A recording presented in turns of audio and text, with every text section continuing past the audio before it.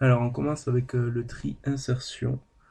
Donc c'est la méthode la plus naïve vu qu'elle a une complexité en n carré, donc la moins bonne. Et c'est la seule méthode qui n'utilise pas la récursivité. Donc pour cette méthode en fait, elle consiste à donc on va imaginer que ce sont des cartes, donc on va placer toutes les cartes sur la table. Et donc on va prendre la première carte, on va dire que celle-là c'est notre carte de départ, donc qui est ici où il y a mon curseur. Et on regarde la carte juste après. Et donc on va la comparer à celle d'avant. Et donc par exemple si elle est plus petite que celle d'avant, on échange les deux. Puis on passe à celle-là et ainsi de suite. Donc dès le début on compare la carte en position 2 avec la carte en position 1. Et au bout de là ici on a fait plusieurs itérations. Et donc le début de la liste est trié et on compare donc la carte avec la croix avec cet élément, puis celui-là, pour savoir exactement où le placer. Et donc si on le compare avec l'élément qu'il y a juste avant et que la croix est plus petite que la carte ici, il faut les échanger. Et donc en fait on va échanger au fur et à mesure et petit à petit on aura toute la liste qui sera triée.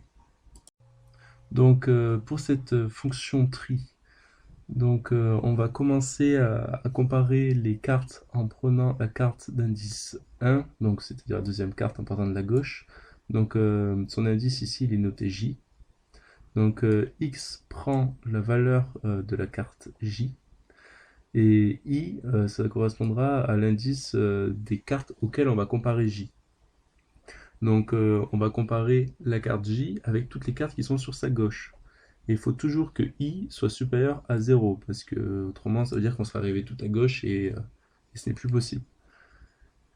Et donc tant que la carte qui est directement sur la gauche de J, et donc, tant que cette carte elle est plus grande, c'est qu'il faut échanger les deux, il faut faire passer J à gauche et la carte plus grande juste à droite. Donc c'est ici qu'on échange les deux cartes. Et donc c'est cette étape qui va nécessiter du temps et qu'on va répéter plein de fois, d'où la complexité en n carré. Et donc il faut aussi ajuster donc, les indices. Une fois qu'on a comparé à la carte juste avant, il faut comparer à celle qui a encore avant, etc. Et, euh, et à la fin, donc, on a trouvé le bon emplacement pour la carte J, et enfin on la place. Donc dans la liste tout à gauche qui est toute triée, on place J. Et après on commence avec J plus 1, etc. Et enfin on retourne donc la liste L. Ensuite on a l'algorithme de trifusion. Donc celui-ci est plus efficace vu qu'on a une complexité en n log de n, ln de n. Donc ça va apprendre parce que le retrouver, je sais pas comment il faut faire. Et, euh, et donc il utilise la récursivité. Et il faudra écrire deux fonctions pour permettre de faire fonctionner cet algorithme. Donc la première fonction, c'est la fonction trifusion, donc ici, qui va en fait séparer deux listes. Donc c'est là où on aura la récurrence, enfin une première récurrence. Donc on sépare deux listes en deux. Donc là ici, vu qu'on a une liste en 5, il y a une liste qui sera de deux éléments et l'autre de 3. Et on va faire ça jusqu'à avoir des listes d'un seul élément. Et bien sûr, une liste d'un seul élément est triée. Donc c'est comme ça qu'on va faire. Et la deuxième fonction, donc, qui s'appelle fusion, va permettre à partir de deux listes, de les fusionner et d'en donner plus qu'une. Et donc, on va rentrer deux listes qui n'ont pas forcément les mêmes tailles. Et il va juste comparer le premier élément de chaque liste, va le sélectionner, puis va refaire appel aux deux listes donc, qui sont restantes. Donc ici on a enlevé le 2, donc ici on appelle à partir de 4. Donc la fonction fusion prend en variable deux listes qui doivent être fusionnées. Et donc au tout début on regarde s'il n'y a pas une liste qui est nulle. Donc là on teste si la liste 1 est nulle. Dans ce cas, si elle est nulle, on renvoie la liste 2. Et là on fait pareil avec la liste 2. Donc si elle est nulle, on renvoie la liste 1. Puis on compare si le premier élément de la liste 1 est plus petit que la liste 2, le premier élément de la liste 2. Donc là, le inférieur ou inférieur égal ne change rien, mais ici on a mis un inférieur strictement.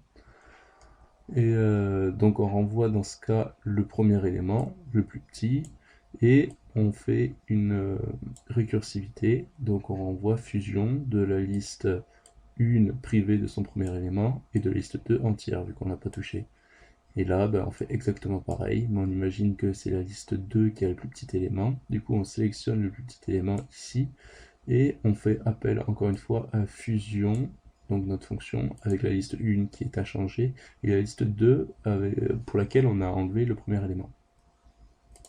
Donc enfin, il y a une dernière fonction, la fonction, l'algorithme de tri rapide, qui fait encore une fois appel à la récursivité, et qui a une complexité en n ln de n comme trifusion. Donc là, je vais l'expliquer. Donc on a notre liste L ici, qu'on doit trier. On va prendre le premier élément, et on va dire que c'est un pivot. Ensuite, on va créer deux listes vides L1 et L2, et on va parcourir chaque élément ici, et s'il est plus petit ou égal au pivot, alors on le met dans la liste 1, et s'il est plus grand strictement que le pivot, alors on le met dans la liste 2, ici. Et enfin, ensuite, on va donc faire appel encore à notre fonction très rapide, et on va ici créer un nouveau pivot, on va encore trier ça, et là pareil, à notre pivot, on va trier cette liste 2, etc. Et donc on retourne à chaque fois ça, plus le pivot, plus ça. Enfin non, on retourne à chaque fois tri rapide de L1, plus le pivot, plus tri rapide de L2. Donc le code est assez simple. Donc ici, on voit qu'on a une seule variable en entrée, c'est la liste qu'on veut trier. D'abord, on prend la taille de la liste, qu'on nomme n.